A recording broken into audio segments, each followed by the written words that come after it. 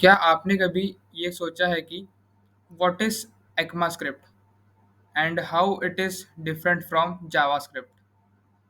सो आज की इस वीडियो में हम यही डिस्कस करने वाले हैं कि what is ECMAScript and then what's the difference between ECMAScript and JavaScript. So at first अपना VS कोड ओपन कर लेते हैं एंड देन हम एक फाइल क्रिएट कर लेंगे by the name of main.js। And actual code start करने से पहले हम चलते हैं बैक इन 1995 जब जावास्क्रिप्ट बनाई गई थी by Brendan Eich at Netscape for making web pages more dynamic and interactive. But very soon after it's a very big problem appeared. हर एक ब्राउजर जैसे क्रोम, एज, नेटस्कैप, इन सब का जो जावास्क्रिप्ट को इम्प्लीमेंट करने का जो तरीका था वो सब का अपने अपने हिसाब से अलग था, अलग अलग तरीके थे। इसलिए डेवलपर्स को हर एक ब्राउज़र के लिए अलग-अलग कोड लिखना पड़ता था और इस वजह से डेवलपर्स काफ़ी फ्रस्ट्रेटेड हो चुके थे। तो इस प्रॉब्लम को सॉल्व करने के लिए एक्मा इंटरनेशनल नाम की एक ऑर्गेनाइजेशन ने एक रूल बुक इंट्रोड्यूस की by the name of ECMAScript, which defines the basic syntax and basic rule for modern JavaScript. After that, हर एक ब्राउज़र ने इस ECMAScript इम्प्लीमेंटेशन को एक्सेप्ट कर लिया फॉर देयर जावास्क्रिप्ट इम्प्लीमेंटेशन और इस चीज़ ने डेवलपर्स की सारी प्रॉब्लम सॉल्व कर दी and that's why the ECMAScript becomes the industry standard for writing JavaScript code। तो जो जावास्क्रिप्ट है वो एक प्रोग्रामिंग लैंग्वेज है और जो ECMAScript है वो जैसे सेट ऑफ रूल्स है फॉर राइटिंग मॉडर्न जावास्क्रिप्ट। सो अब हम एक्चुअल कोड करके समझते हैं कि basic difference between JavaScript and ECMAScript। तो चलते हैं अपने VS कोड में एंड सो द मेन जो मेन डिफरेंस था जावास्क्रिप्ट और ECMAScript का, उसके तो काफी सारे एग्जांपल थे, बट एक काफी बेसिक सा डिफरेंस ये था कि अगर मुझे सपोज कीजिए अगर मुझे कोई वेरिएबल क्रिएट करना है इन कॉमन जावास्क्रिप्ट तो उसका तरीका कुछ ये था, by var keyword var x is equals to 10 and console dot log x। अगर मैं इसे रन करूँ तो काफी एक्सपेक्टेड आंसर आएगा जो होगा हो जा 10। 10 इसका आंसर है।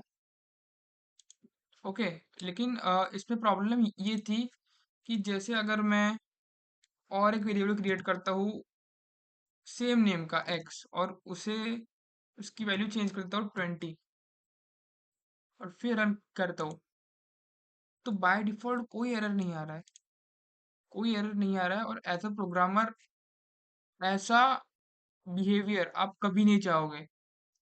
सो इसी के सॉल्यूशन के लिए ECMAScript में इंट्रोड्यूस किए गए दो कीवर्ड्स। पहले थे let let y is equals to 10, let y is equals to 10 and let y is equals to 20। इसको भी y कर देता हूँ। तो आप देख सकते हैं इनके दोनों के नीचे एक रेड लाइन आ चुकी है। इसका मतलब ये है अगर मैं y को प्रिंट कराना चाहूँ कंसोल डॉट लॉग का तो देख सकते हैं आप एक एरर आ चुका है। Identifier y has already been declared. ये एरर इसलिए आया है क्योंकि जो हमारी ECMAScript है, ECMAScript यानी ये जो कोड लिखा गया है इसके नीचे का वो लिखा गया है ECMAScript में। हमारी ECMAScript अलाउ अलाउ नहीं करती कोई एक ही वेरिएबल के दो आउटपुट्स।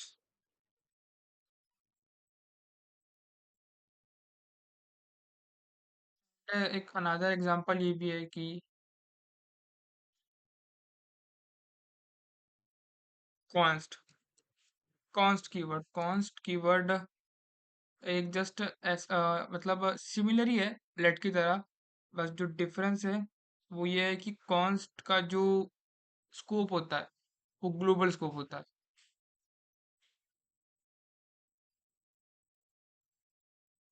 जैसे मैंने बना दिया कॉन्स्ट ए 10 और फिर से बना दिया कॉन्स्ट ए 20, तो आप देख सकते हैं स्टिल ये काम नहीं करेगा,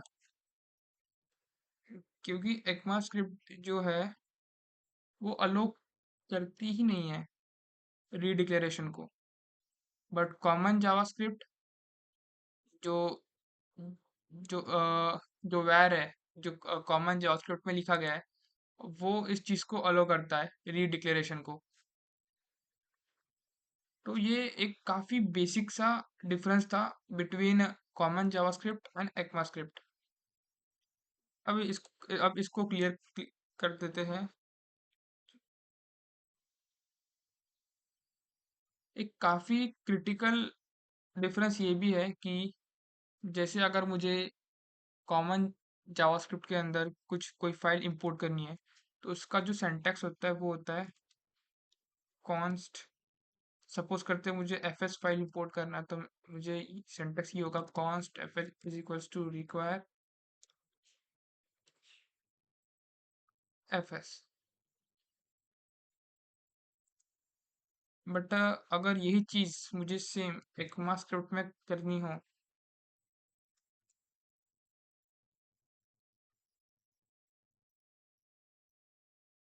तो उसका जो सिंटैक्स होता है वो होता है इंपोर्ट एफएस फ्रॉम एफएस। ये होता है सिंटैक्स फॉर दैट।